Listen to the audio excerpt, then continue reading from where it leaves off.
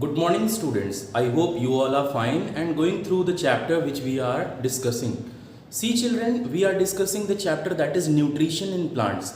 And so far, children, we have understood about what are the various types of nutrition and how the plants they can prepare their own food by the help of the photosynthesis process and what are the basic requirements for the photosynthesis process.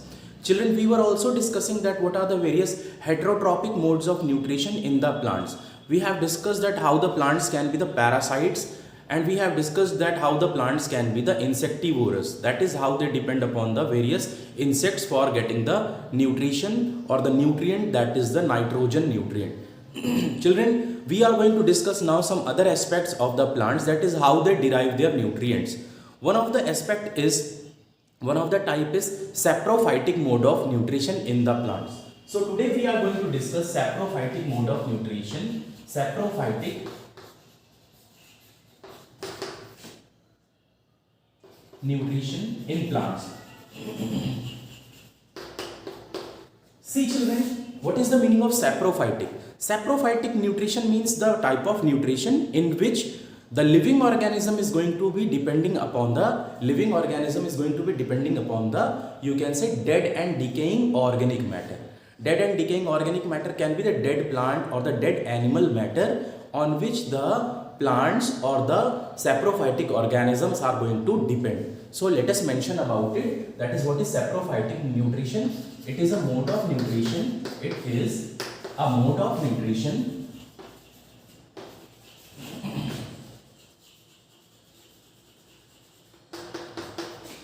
in which a living organism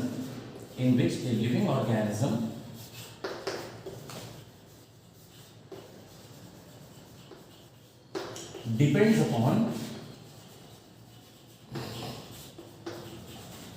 dead and decaying organic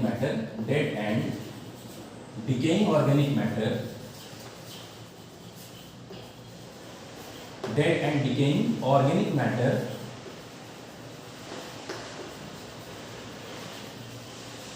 for getting food or nutrition,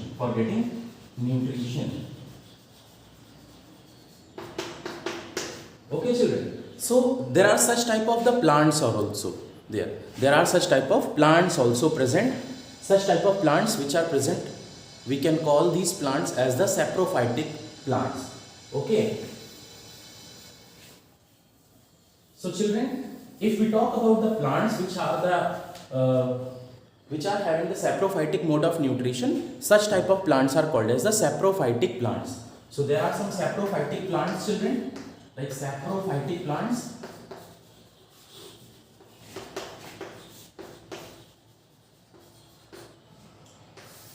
For example, children, Indian pipe. This is a plant which is a saprophytic plant. Coral root. This is a saprophytic plant.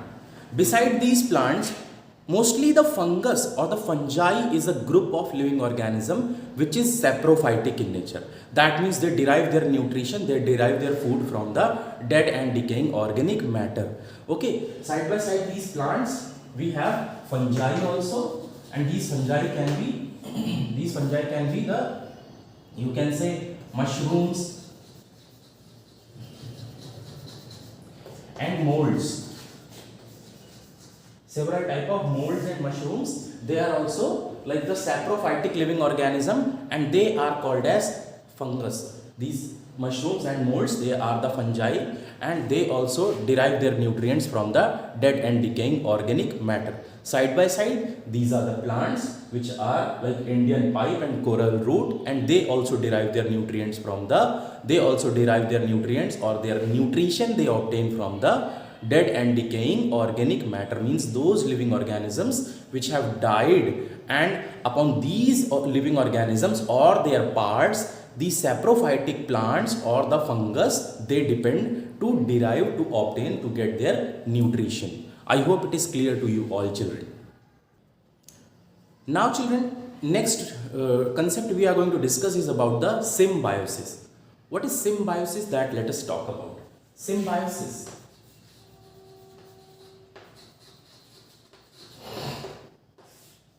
See, symbiosis, children, is a type of relation between two organisms, and these organisms, they benefit each other. They help each other either for living, that is for the shelter, or for getting the food or the nutrients. So, for example, if we talk about lichen,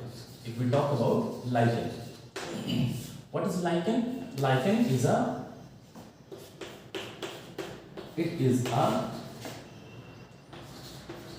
symbiotic relation between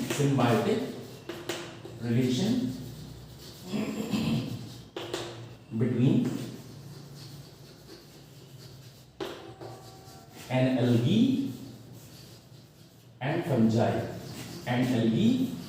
fungi. So what algae is doing, children? Algae, you know, they are having chlorophyll.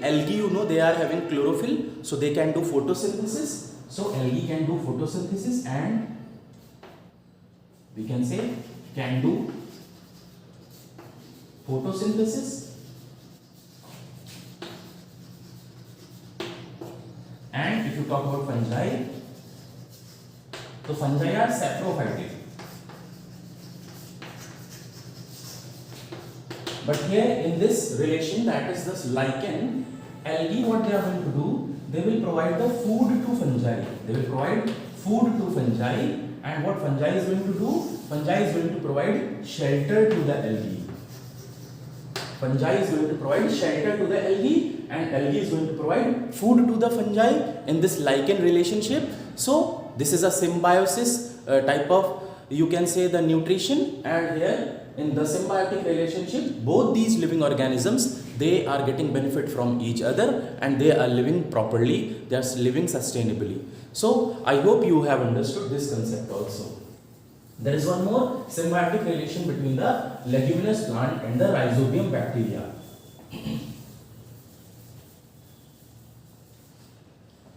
There is one more symbiotic relationship between the, we can say, the leguminous plants and Rhizobium bacteria. So, for example, suppose if we talk about leguminous plant,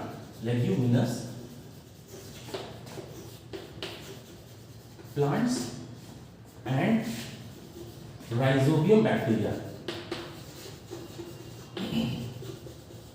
Leguminous plant and Rhizobium bacteria. So, for example, this is a leguminous plant. Leguminous plant means a plant of any pulse. For example, suppose this is a, you can say, lentil plant. Okay, this is suppose a lentil plant. Lentil means urad. Urad is a pulse, it is a dal. So we can talk about this plant. So whatever these type of plants are there, children, that is the leguminous plants. In the roots of leguminous plant, nodules are present.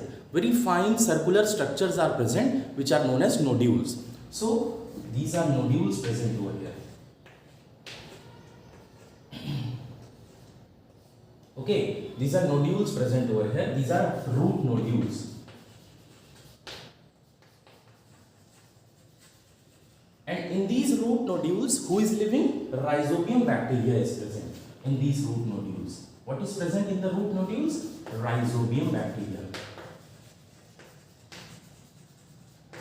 Children, this Rhizobium bacteria captures the nitrogen from the atmosphere. That is, from the air, Rhizobium bacteria is going to capture the nitrogen. So, nitrogen from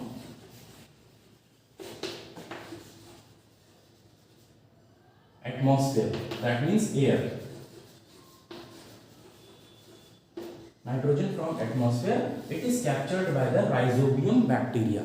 Rhizobium bacteria is trapping the nitrogen from the air or from the atmosphere, and what it is doing, it is converting this nitrogen into nitrite, nitrate or nitrite form. So whatever this nitrogen is there, nitrogen will be converted into nitrate or nitrite or nitrite. So when the nitrogen is converted into these forms are known as useful forms or the usable forms, as you can see. These forms are called as usable forms of nitrogen. These are usable forms of nitrogen.